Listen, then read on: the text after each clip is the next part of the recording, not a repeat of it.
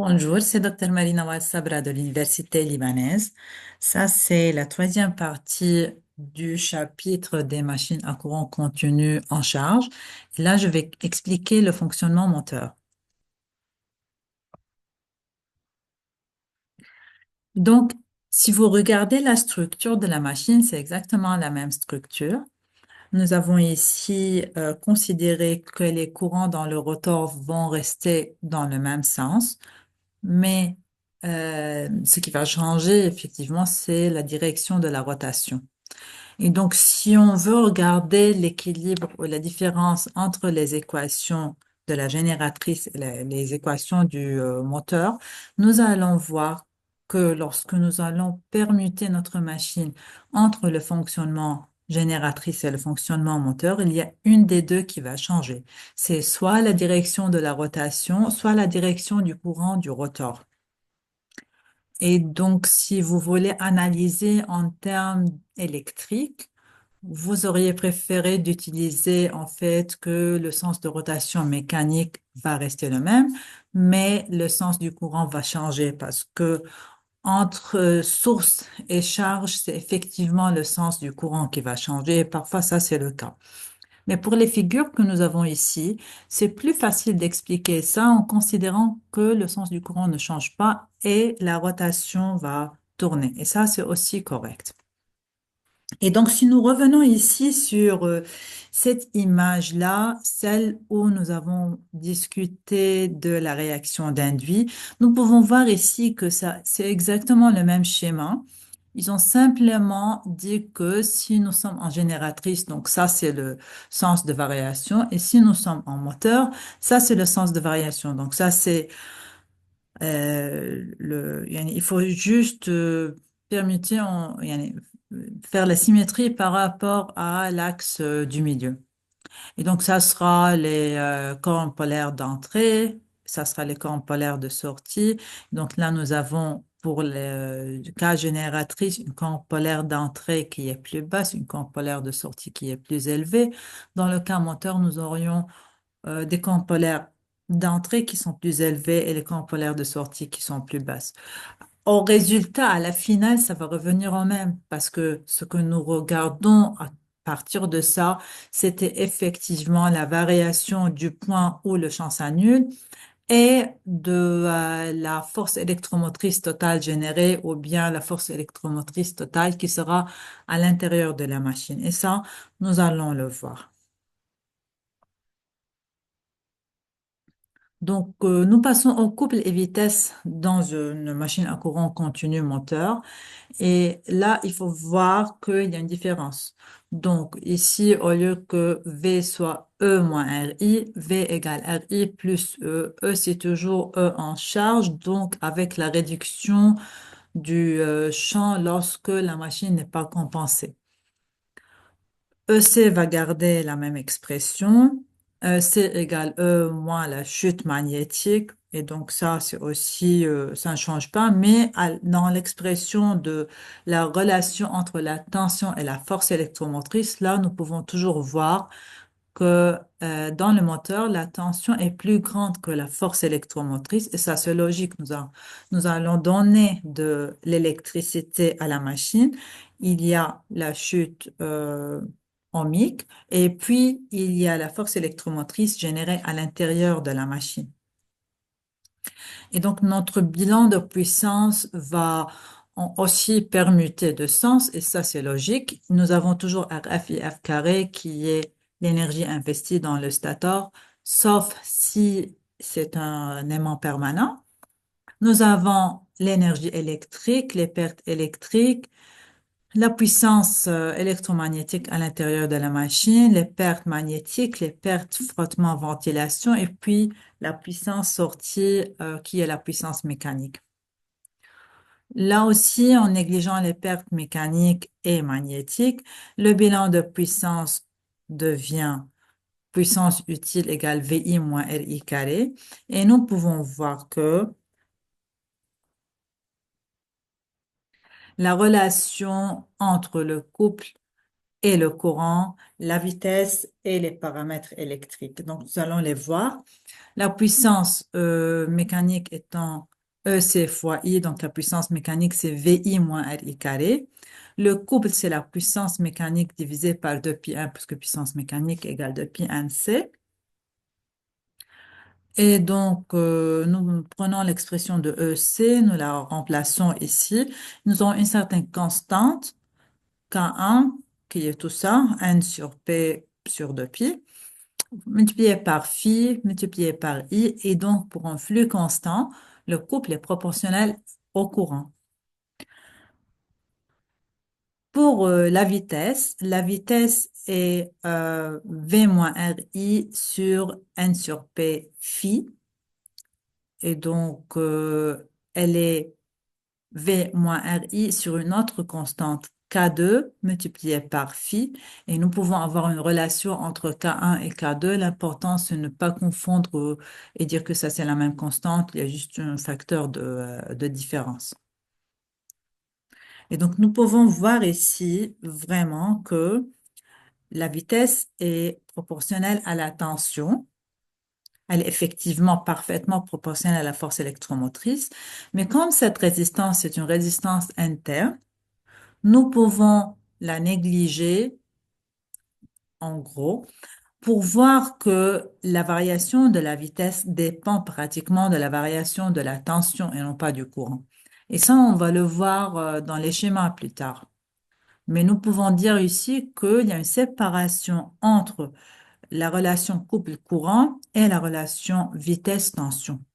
Et donc, pour cette machine, si je veux varier la vitesse, je peux simplement varier la tension d'alimentation, mis à part une petite variation ici qui dépend de la charge, qui est le courant. Nous passons aux caractéristiques électromécaniques du moteur. Et donc là, nous pouvons voir le couple en fonction du courant de l'induit. Et nous pouvons voir que le couple dépend du courant. Donc, si nous prenons n'importe quelle relation ici, quelle ligne, nous pouvons voir qu'il y a vraiment une dépendance linéaire entre le couple et le courant qui a été exprimée dans l'équation phi. Et si nous varions IF, et avec IF nous varions le flux, nous pouvons voir que cette relation est en train de bouger. Il y a une variation d'amplitude dans cette relation. Ça, c'est l'effet du flux qui est là aussi dans l'équation.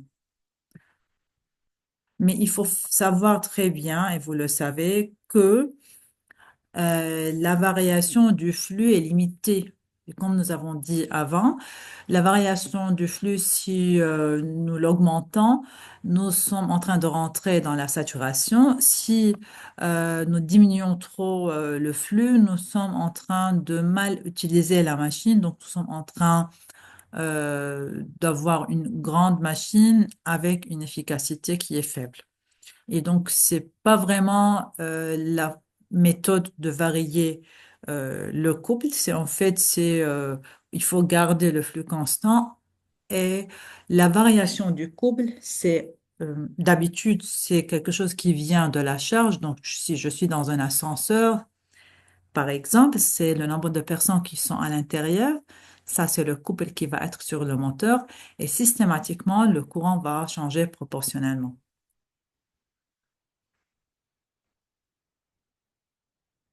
Variation du vitesse par rapport au courant. Et donc, nous pouvons déjà voir si euh, j'ai la vitesse, donc je prends n'importe quelle relation ici, elle est presque horizontale. Et donc, c'est ce que j'étais en train de dire, que la vitesse dépend de la tension. Elle est quasiment indépendante du courant. Et nous pouvons voir que cette relation est minime. Donc, la variation de la vitesse avec le courant est minime. Et donc, nous avons une vitesse presque constante pour la même tension. Et donc, nous pouvons là aussi voir la variation en fonction du flux et donc en fonction de IF avec les mêmes soucis qu'on avait discuté avant, c'est que IF ne peut pas être vraiment varié, seulement dans des cas assez particuliers et dans des intervalles très faibles. Nous arrivons à la relation du couple par rapport à la vitesse, ce qu'on appelle les caractéristiques mécaniques de la machine. Et donc, en joignant les deux relations, puisqu'ils sont l'un indépendant de l'autre, sauf que la vitesse est un tout petit peu dépendante du courant, nous pouvons voir que la vitesse, et là c'est exagéré comme variation, la vitesse est presque constante, elle est un peu dépendante du courant, tandis que le couple est vraiment dépendant proportionnel au courant, et la vitesse est presque constante par rapport au couple alors. Et donc là aussi, si je suis toujours dans le même exemple, l'ascenseur, si je prends une personne ou deux ou 10 dans le même ascenseur, si la capacité le permet, nous avons à peu près la même vitesse. Et c'est bien, parce que si je suis seule dans l'ascenseur, j'arrive dans 2 secondes, donc j'arrive malade. Et si on est à 10, on arrive demain. C'est pas quelque chose qu'on voudrait pour un ascenseur. En plus, la machine est stable en termes de vitesse. Pour expliquer la stabilité statique de la machine, nous avons cet exemple.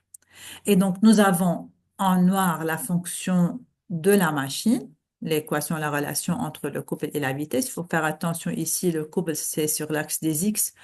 Euh, ah non, le couple, c'est T, torque, et la vitesse, c'est toujours sur l'axe des X. Et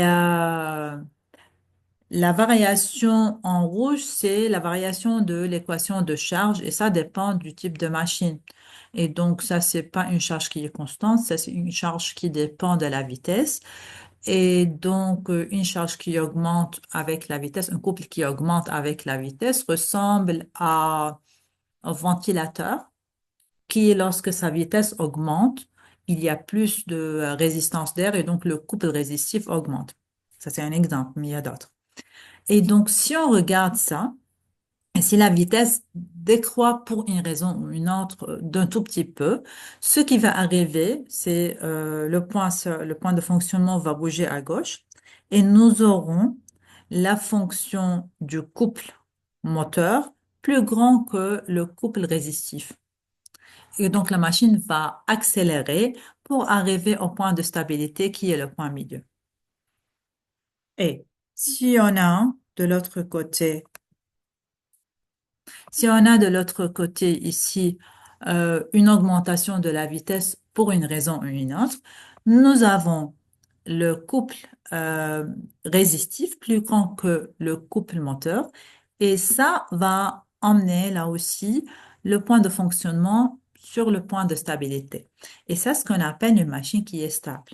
Et donc, heureusement que nous avons cette pente qui est négative parce que cette pente négative qui dépend effectivement de cette petite résistance interne de la machine et la chute de vitesse dépendante de la résistance interne en fonction du courant, elle va créer cette stabilité et donc la machine ne va pas aller dans des vitesses très élevées, ce qu'on appelle l'emballement.